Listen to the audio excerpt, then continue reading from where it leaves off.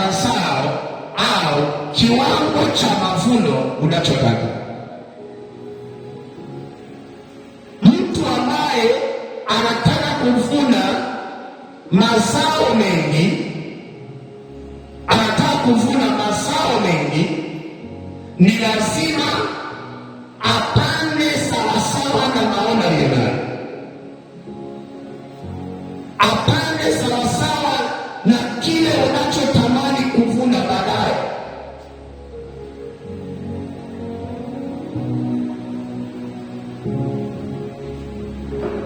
Kile unachotamani kuvuna baadaye. Baadaye unataka uvune nini?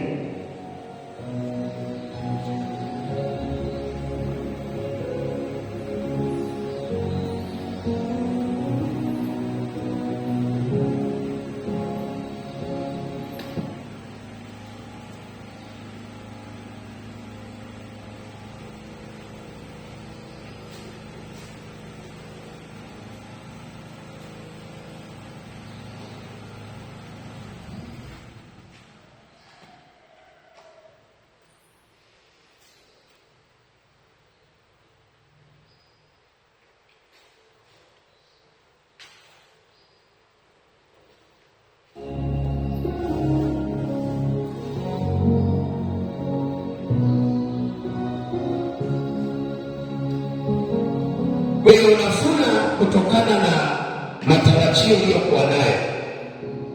Ukitaka kuvuna gunia 10, utapanda kulingana na maono uliyonayo.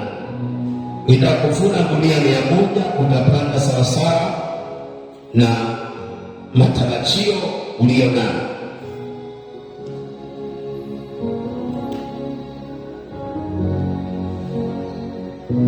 Kwa hiyo vile unavyotaka kuvuna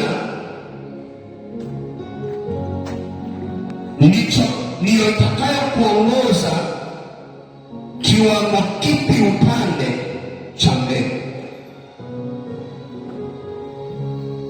Kwa hiyo maono yako yatakuonyesha, yatadetermine kwamba wewe utapanda kiasi gani. Kama ni kilo 50 za mahindi, kulingana na maono yako utapanda kilo 50 za mahindi, na utakapoenda kuvuna hautalingana na aliyepanda kilo 2. Kwa hiyo aliyepanda kilo 2 atavuna sawasawa na alichopanda, na aliyepanda kilo 1 atavuna sawasawa na alichopanda.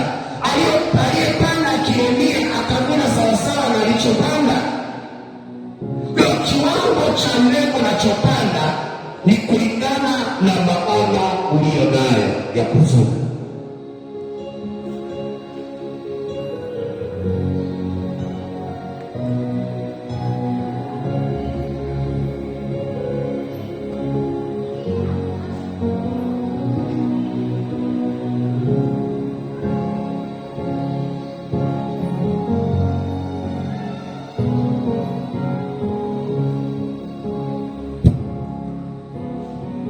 Na ikiwa tunahitaji kuvuna yale tuliyopanda, tunahitaji kupanda namna gani? Au tunahitaji kupanda muda upi, kipindi gani ili tuvune? Sio kila kipindi kinafaa. Kuna vipindi vya kupanda, mara nyingi mvua zinaponyesha ndio tunapanda, kwa wakulima wanajua. Hiyo huwezi kachukua mbegu zako unaenda kupanda Jumatano, unaenda kupanda kiangazi. Huwezi kachukua mbegu zako ukaenda kupanda kwenye kiangazi. Kama unahitaji kuvuna vizuri, kuna muda mzuri wa kupanda ambao lazima ule muda uangalie. Kwenye kitabu cha Mhubiri pale, ile sura ya 11 anazungumzia majira ya kupanda.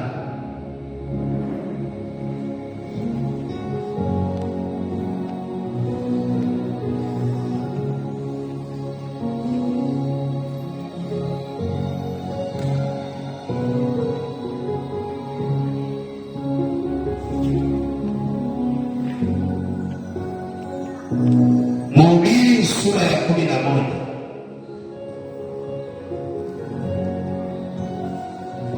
Mhubiri sura ya 11 na mstari wa 6.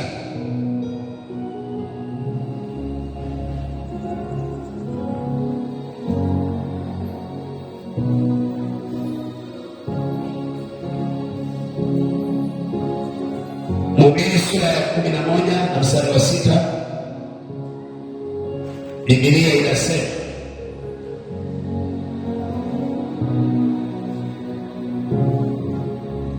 asubuhi panda mbegu zako, wala jioni usizuie mkono wako. Maanake jioni na yenyewe usiache kupanda, kwa maana wewe hujui ni zipi zitakazofanikiwa, kama ni hii au hii, au kama ni zote zitafaa sawa sawa.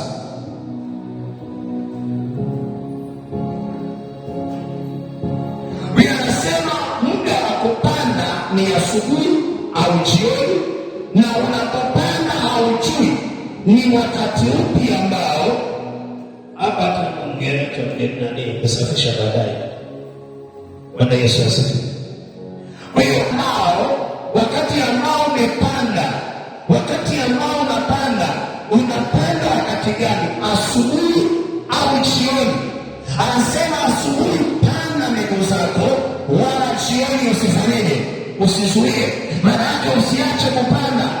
Asubuhi panda, jioni panda. Ikiwa ni majira ya kupanda, maana yake hujui ni zipi zitaota. Tukienda kwenye ulimwengu wa roho, tunaposema kupanda mbegu, kama ni sadaka, maana yake muda wowote unaweza ukapanda.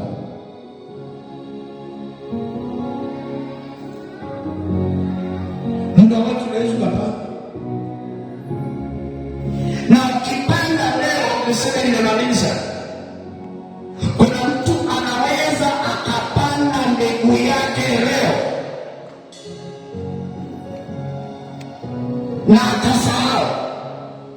Amewahi kutoa sadaka na akasahau ile sadaka aliyotoa, lakini baada ya muda yule mtu anazaa yule mtu anapata matunda. Baada ya miaka alishasahau kile kitu alichopanda, kinaanza kuota, kinaanza kumea.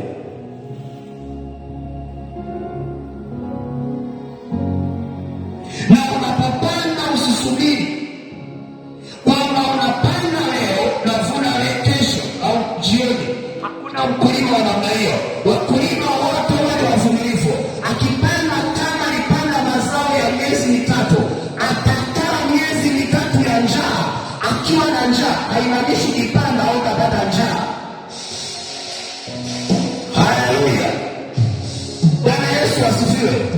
Kuna mtu leo akipanda sadaka, anasema natoa sadaka ya utajiri, anaweza kukaa miaka miwili mitatu minne na ni maskini na hana chochote, na anasema mbona nilitoa sadaka ya kupanda mbegu kwa ajili ya utajiri, mbona sipokei? Sikiliza, mtu yeyote anayepanda hapokei pale pale. Mpandaji yeyote ana roho ya uvumilivu. Ukitaka uvune, kana roho ya uvumilivu.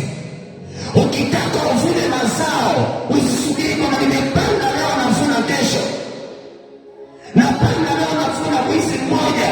Hakuna mtu aliyepanda mahindi kesho yake akaenda anapeleka panda kukata mahindi ya kula. Kama mazao yako ni ya miezi sita, unasubiri miezi sita.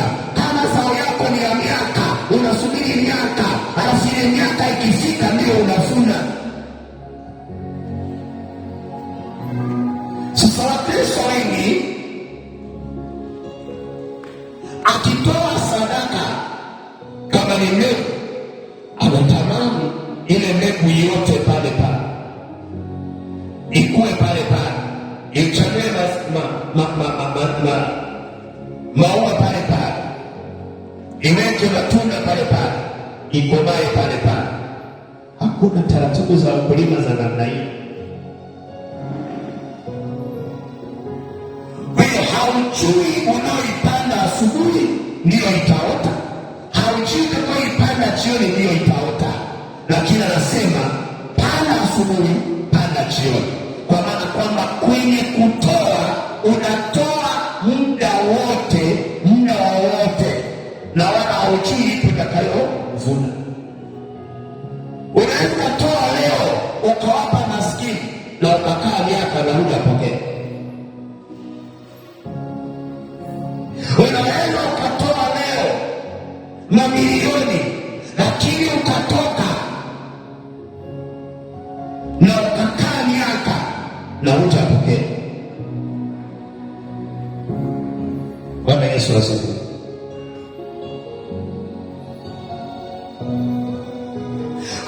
Watu wanaopanda mbegu hawavuni muda huo huo, wanavuna baadaye, wanavuna baada ya muda, wanavuna baada ya miaka, wanavuna baada ya miaka miwili, mitatu, minne, mitano, 10, 15, 20, ndio wanavuna. Kuna mbegu moja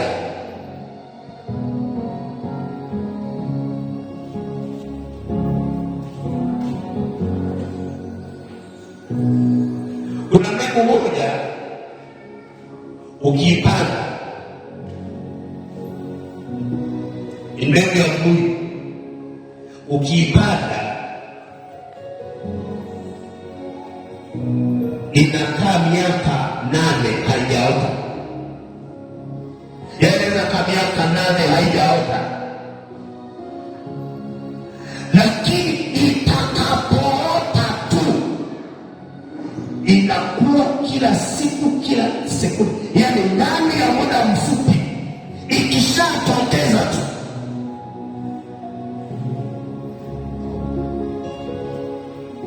inaongeza urefu fulani kwa muda mfupi, lakini ile kuota tu inakaa miaka, inakaa miaka. Kwa hiyo ukipanda leo usitegemee kuvuna hapo hapo.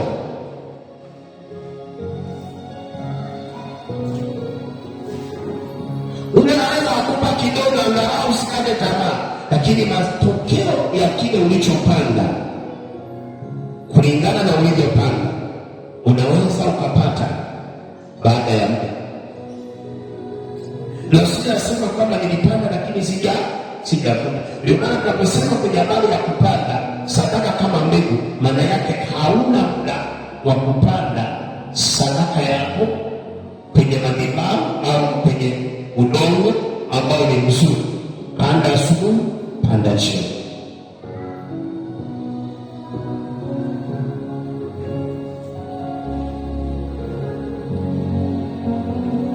Na ikiwa unapanda wewe mpandaji, unakuwa na hali gani ndani ya moyo wako?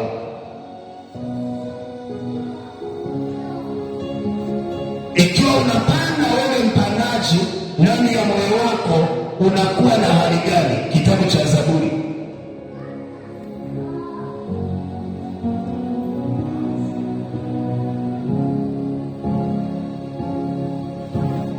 Zaburi ya 26,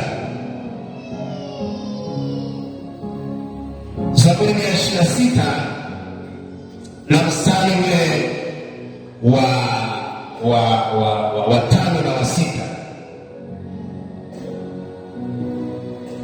Wapandao kwa machozi watavuna kwa kelele za furaha. Kwa wakati mwingine ukiwa unapanda na machozi, unalia. Sio kila sadaka unayotoa mpaka uitoe ukiwa unacheka, akaunti imetuna, kuna kila kitu. Kwa sadaka nyingine inakuhitaji uitoe na una chochote na una hiyo tu, na unaambiwa uitoe hiyo ndio unatoa unalia. Anasema wapandao kwa machozi watavuna kwa kelele za furaha. Wapandao kwa machozi watavuna kwa kelele za furaha. Ingawa mtu anakwenda zake akilia, alichukuapo mbegu za kupanda, hakika atarudi kwa kelele za furaha aichukuapo miganda yake.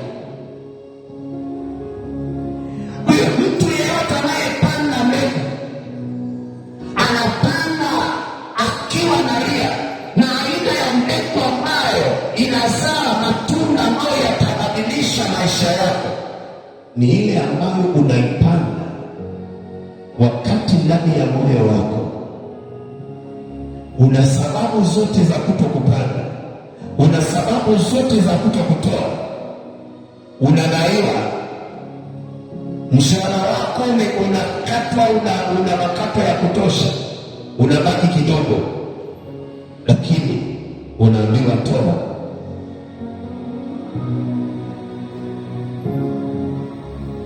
Sasa Wakristo wengi wanapenda kutoa, watoe wakati ambao vipo, wakatoe wakati ambao vipo. Sio kila wakati utatoa ikiwa vipo vingi, na ili kabla hujapata hivyo vingi utahitaji ufanye kitu cha pekee.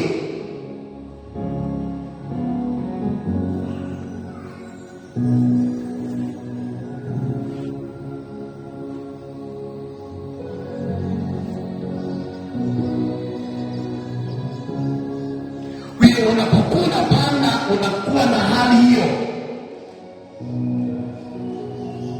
unapanda mpaka unachoka, lakini mpaka unalia. Sikiliza ushuhuda wa mtumishi wa Mungu mmoja.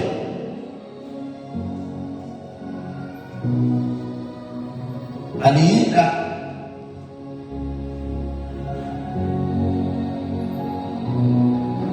akiwa ni mchungaji, alienda kwenye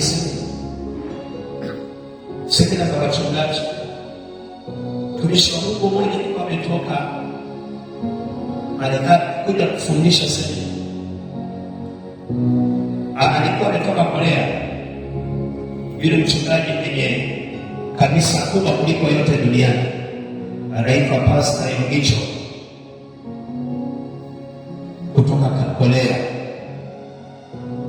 Nisema niende nifundishe watumishi wa Mungu Afrika. Kwa wakaenda kufanyia semina ile Kenya, wachungaji wengi wakaalika kaenda, na alikuwa anawalipa wachungaji hilo miaka ya nyuma sana, anawalipa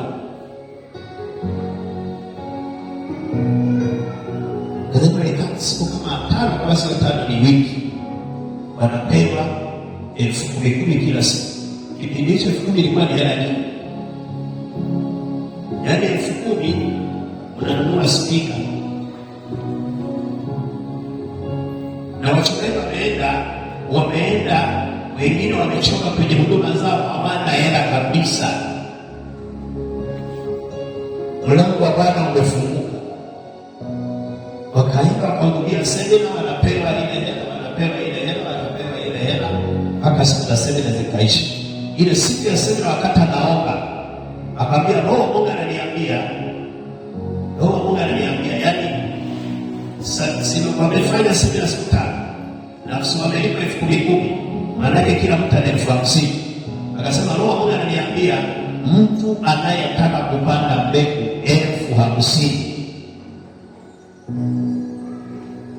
Mchungaji akaanza kuongeza, huyu mzee anataka atuchukue hela zake hizo tu. Huyu mzee anataka azikope zote. Yaani hapa watu walishapika hesabu, nikitoka hapa nina spika 2 3, nina vyombo, kanisa linafurahi, alafu nizitoe. Akasema hili nizitoe, akasema hili nizitoe, labda acha ninyanyue hapa kwenye kiti anibebe, alafu ndio nikatoa. Anasema Mungu anataka badilishe maisha ya watu. Akaenda kwenye kile kiwango kile alichowapa, maana alikuwa anawapa mbegu. Alafu Mungu akamwambia yule mbegu iliyowapa, mtu ambaye anataka kubadilisha maisha yake apande yote. Umeenda huna hata nauli, unalipwa utalipwa, alafu umelipwa Yule aliyekufundisha siri anakuambia toa. Nani anatoa hapa kati yenu? Hata mimi mnaoniangalia.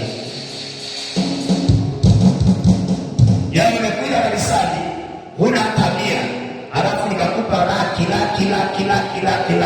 Wakati tuko kwenye maombi, roho Mungu ananiambia, Mungu anasema mtu apande mbegu 100,000 ile niliyokupa. Utakuwa kama wale wachungaji, labda unibebe. Bwana Yesu akakaa kusia. Akatokea pasta mmoja, kijana ana kanisa limechoka, hana chochote, yuko pale. Akasikia kuona naambiwa nenda katoa mtoto. Akatoka alipotaka kusimama, mapasta wengine waliokuwa kamera wewe nataka kwa kielele mno.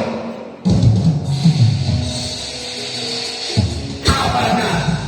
Akasikia moto ndani unawaka, anasema hapana. Hiyo sauti ni yangu. Akakimbia kaenda kuona, akaweka zile fedha zote, akabaki hana hata mia.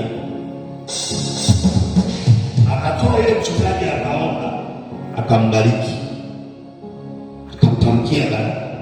Semina ikaisha, mchungaji akabeba hela zao, wakapitia vyombo, wakaenda wakarudi makanisani kwao. Huduma inaenda, yeye katoa na akakosa nauli na hakuna aliyempa, akabaki huko. Akakaa siku kadhaa, yuko kule ameomba kambi kwa mtu akae. Yeye alipata, lakini ametoa zote. Hali ya mtu anayepanda inavyokuwa. Ndio maana iliandikwa, apandaye kwa machozi atavuna kwa kelele za furaha baadaye. Kuna wakati mwingine ukiambiwa kutoa utalia. Sasa watu wengine hawataki kutoa, mpaka walie. Wanataka watoe kwenye akaunti zipo.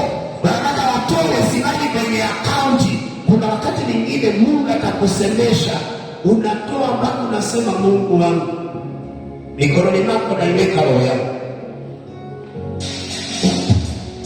Akakaa siku kadhaa, baadaye akasema sasa ngoja nitumie imani. Hana hata wakumbuka nauli, akasema ngoja nitumie imani. Akaenda stendi, akachukua na nili, akapanda basi, hana hata mia. Akapanda basi, likaenda kutoka Kenya, likaenda likavuka mpaka likavuka mpakani, likaingia Tanzania, likaenda.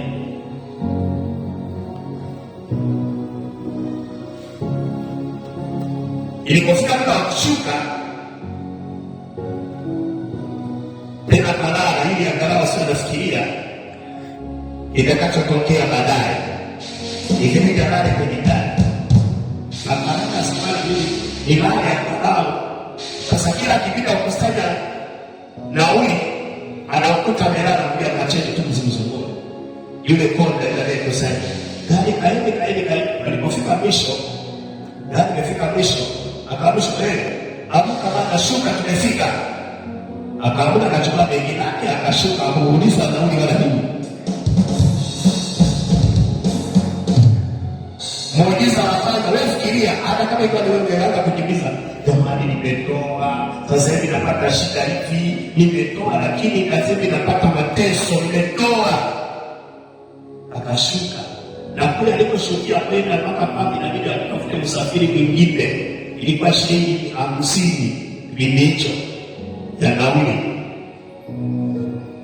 Miaka ya nyuma sana. Akabeba, akaradili, akaingia kwenye daladala. Hana hata hiyo 50 hana. Penyewe akapata usingizi. Daladala ikaanza kwenda, konda akaanza kupita na chukua na alipomuuliza, naomba nauli yako. Akasema mimi sina yako. Unasemaje? Mimi sina yako. Kuna mtu alikuwa pembeni amekaa, akasema nitamlipia. Na yeye akawa amechomoka, akalipiwa. Akafika nyumbani kwa muujiza. Shakimu alipewa hela za kutosha, akazitoa.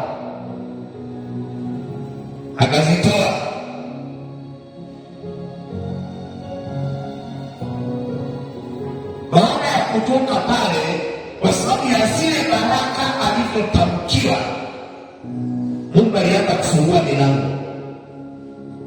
Huduma yake ikaanza kukua, huduma yake ikakua. Leo ni mchungaji mkubwa sana Tanzania, ni tajiri mkubwa sana. Tajiri mkubwa sana, huduma yake ni kubwa. Yale machozi aliyolia wakati anatoa yalishaisha. Baada ya kuwa miaka imepita, huyo mtu sameibiwa na Bwana. Baada ya kuwa miaka imepita, ikabidi kukawepo na semina kule Korea, wakaalika wale ya wachungaji wa Afrika, na yule mchungaji aliyetoa kwa yule mzee akawa naye ameenda, amechaguliwa, akaenda kufundisha kule. Alipofika kule, akamkuta yule mzee aliyemtamkia baraka akiwa Kenya miaka ya nyuma kabisa iliyopita. Alipomwangalia akasema, mbona kama wewe nakukumbuka, wewe si ndio yule kijana ambaye ulitoa ukiwa kwenye semina Afrika Kenya, ukatoa mbegu, ukapanda mbegu? Akasema, ndio, ni mimi. Akamwambia, nilijua utafika hapa. Bwana Yesu asifiwe. Sema, nilijua utafika hapa. Wakati mwingine unapoambiwa kupanda mbegu, usiwaze kwamba ile mbegu unayopanda unafuna leo. Wangapi wanamfahamu Dangote? Nitoe mfano. Dangote yule anayeuza simenti kwenye kiwanda cha simenti ya Dangote, hata kama umchumi, lakini namsikia na simenti yako umeshaitumia. Yule baba akiwa kijana akiwa anaanza biashara ya kununua simenti na kuuza kama wafanyabiashara kawaida. Siku moja alikuwa anasafiri na ndege, yuko airport. Sasa anasafiri, kuna mchungaji mtumishi wa Mungu mmoja anaitwa Benson